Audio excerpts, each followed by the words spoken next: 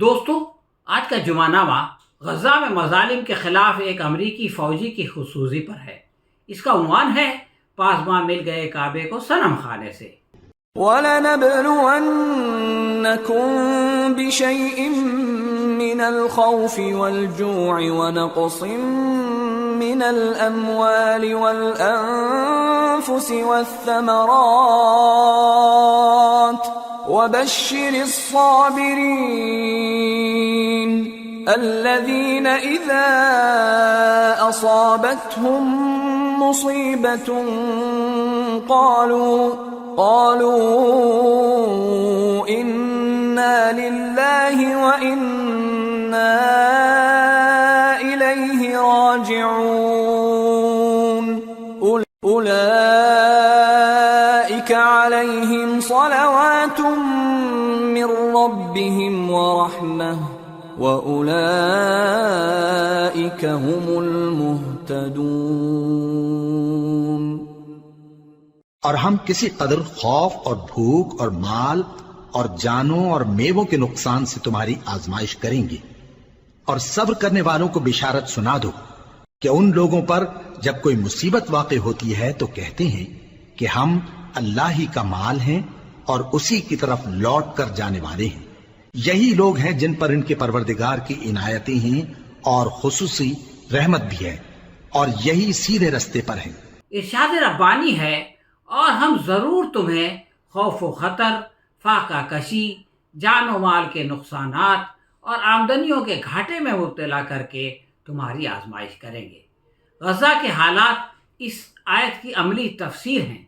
ایسے میں اہل ایمان کے لیے بشارت ہے کہ ان حالات میں جو لوگ صبر کریں اور جب کوئی مصیبت پڑے تو کہیں کہ ہم اللہ ہی کے ہیں اور اللہ ہی کی طرف ہمیں پلٹ کر جانا ہے، انہیں خوشخبری دے دو، ان پر ان کے رب کی طرف سے بڑی عنایات ہوں گی، اس کی رحمت ان پر سایہ کرے گی، اور ایسے ہی لوگ راست رو ہیں۔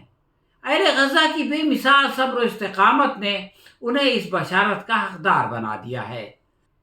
نبی کریم صلی اللہ علیہ وسلم اور ان کے جانثاروں پر بھی اس قدر مظالم اور سختیاں ہوئیں کہ آپ کو یہ کہنا پڑا کسی نبی کو اتنی اذیت نہیں دی گئی جتنی مجھے دی گئی ہے۔ اس کی سب سے بڑی مثال بعثت نبوی صلی اللہ علیہ وسلم کے 7ویں سال میں شعب ابی طالب میں محصوری کا واقعہ ہے۔ نور اسلام کی اشاعت میں جب سارے حربے ناکام ہو گئے تو محمد مصطفیٰ صلی اللہ علیہ وسلم اور آپ کے ہم نواؤں کے سماجی، سیاسی اور معاشی بائیکاٹ کا فیصلہ کیا گیا۔ اس کے تحت لین دین، خرید و فروخت اور معاشرت پر پابندی کے ساتھ مخالفین کی حمایت کا بھی عہد کیا گیا، جو کہ آج بھی ہو رہا ہے۔ اس کارروائی کا مقصد یہ تھا کہ بنو ہاشم پر دباؤ ڈال کر انہیں نبی کریم صلی اللہ علیہ وسلم سے دستبردار ہونے پر مجبور کر دیا جائے۔ حضرت ابو طالب نے اس کے جواب میں فرمایا، قریش کا مقصد اس وقت تک حاصل نہیں ہو سکتا جب تک کہ شمشیر و سنا درمیان میں نہ آ جائیں، اور وہ محمد صلی اللہ علیہ وسلم کو ان کے حوالے نہیں کر سکتے جب تک کہ نیزے خون سے رنگین نہ ہو جائیں۔ خدا کی قسم، یہ خیال غلط ہے۔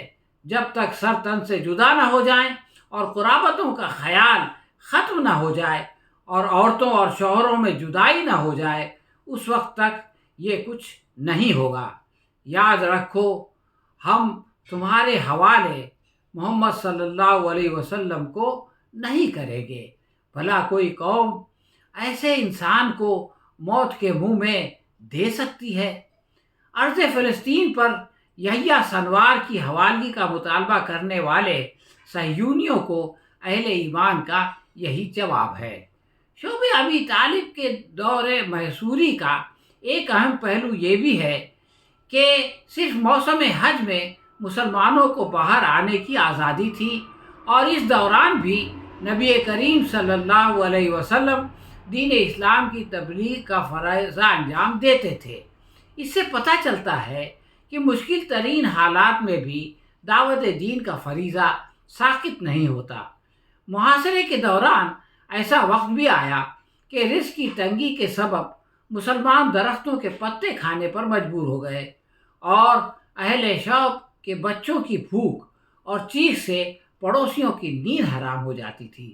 3 سال کے بعد حشام بن عمر بن حرس کے دل میں یہ خیال آیا کہ یہ ٹھیک نہیں ہے کہ ہمارے بچے تو کھاتے پیتے ہیں اور عیش کرتے ہیں، اور بنی ہاشم اور ان کے بچے فاقہ کشی کرتے ہیں۔ اس نے چند لوگوں کو ہم خیال بنا کر قریش کے اجتماع میں اس سوال کو اٹھایا، تو ابو جہل اور اس کی بیوی نے مخالفت کی، مگر عوام کے دل پسیج گئے۔ اس موقع پر حضرت ابو طالب نے آ کر کہا کہ میرے بھتیجے کو جبرائیل نے علیہ السلام نے جو ہے وہ یہ بتایا ہے کہ مقاطع کے عہد نامے کو دیمک چاٹ چکی ہے اور اس پر بس اللہ کا نام رہ گیا ہے۔ اے قریش، تم اپنے عہد نامے کو دیکھو، اور اگر وہ سچ ہو تو انصاف کرو، اور ورنہ محمد صلی اللہ علیہ وسلم کے ساتھ جو کچھ کرنا چاہتے ہو وہ کرو اگر وہ جھوٹ ہو۔ عہد نامہ منگوایا گیا تو رسول اکرم کا ارشاد من ومن صحیح ثابت ہوا اور قریش شرمندہ ہو گئے۔ اس کے بعد حشام بن عمر بن حرس اپنے 4 ساتھیوں کے ساتھ شعب ابی طالب میں گئے اور تمام محصورین کو ان کے گھروں میں پہنچا دیا۔ ارشاد ربانی ہے، اور شہر کے آخری کنارے سے ایک شخص دوڑتا ہوا آیا۔ اس نے کہا، اے موسیٰ، قوم فرعون کے سردار آپ کے بارے میں مشورہ کر رہے ہیں کہ وہ آپ کو قتل کر دیں، سو آپ یہاں سے نکل جائیں، بے شک میں آپ کا خیر خواہ ہوں۔ موسیٰ علیہ السلام کو یہ مشورہ دینے والا شخص بنی اسرائیل سے تعلق رکھتا تھا یا اس قبطی تھا، اس پر اختلاف ہے، لیکن اس میں کوئی شک نہیں کہ اس خیر خواہ کے مشورے پر عمل کرتے ہوئے حضرت موسیٰ علیہ السلام ہجرت کر کے مدین چلے گئے۔ بنی اسرائیل سے ہونے کے باوجود مشیت خداوندی نے حضرت موسیٰ علیہ السلام کی پرورش کا اہتمام فرعون کے محل میں کروایا۔ اس دور جبر میں قبطیوں کے ذریعے بنی اسرائیل پر ظلم و ستم عام تھا، مگر اس کی مزاحمت میں قبطی کا قتل ایک غیر معمولی واقعہ بن گیا۔ سرکار دربار نے اسے بغاوت کے آغاز پر محمول کیا، کیونکہ اس کے محرکات میں بنی اسرائیل کا جذبہ انتقام کار فرما تھا، ورنہ قتل کی کسی معمولی واردات پر سرداروں کے درمیان غور و خوض نہیں ہوتا اور نہ انسداد کے لیے مذکورہ فیصلہ کیا جاتا ہے۔ مشیت ایزدی نے حضرت موسیٰ علیہ السلام کی نصرت فرمائی اور ان کے اندر کے ہی ایک پاکیزہ نفس کو اس کا ذریعہ بنایا۔ حضرت موسیٰ کو اس نے آ کر کے خطرے سے خبردار کر دیا تاکہ انہیں فتنہ عظیم سے بچایا جائے۔ عصر حاضر میں اسی طرح کا ایک واقعہ امریکہ کے دارالخلافہ واشنگٹن میں پیش آیا، جہاں اسرائیلی سفارت خانے کے سامنے امریکی فضائیہ کے ایک اہلکار ایرون بشنیل نے فلسطین میں ہونے والے مظالم کے خلاف احتجاجاً خودکشی کر لی اور زخموں کی تاب نہ لا کر چل بسا۔ ایرون نے خود کو آگ لگانے کی ویڈیو کو ٹویچ پر لائیو سٹریم کرانے سے قبل اپنا تعارف کروا کر کہا کہ وہ فلسطین کی نسل کشی کے عمل میں مزید شریک نہیں ہوں گے، اور جب آگ نے ان کے جسم کو اپنے لپیٹ میں لے لیا تو اس موقع پر ویڈیو میں انہیں فلسطین کو آزاد کرو، فری فلسطین کا نعرہ لگاتے ہوئے سنا جا سکتا ہے۔ فوجی وردی میں خودسوزی کرنے والے ایرون نے ای میل کے ذریعے متنبہ کر دیا تھا کہ آج میں فلسطینی عوام کی نسل کشی کے خلاف ایک انتہائی اقدام کرنے کا منصوبہ بنا رہا ہوں۔ یہ انتہائی پریشان کن ہوگا۔ یہ پہلا موقع نہیں ہے جب کسی شخص نے امریکہ میں اسرائیلی سفارتی مشن کے سامنے خودسوزی کی کوشش کی ہو۔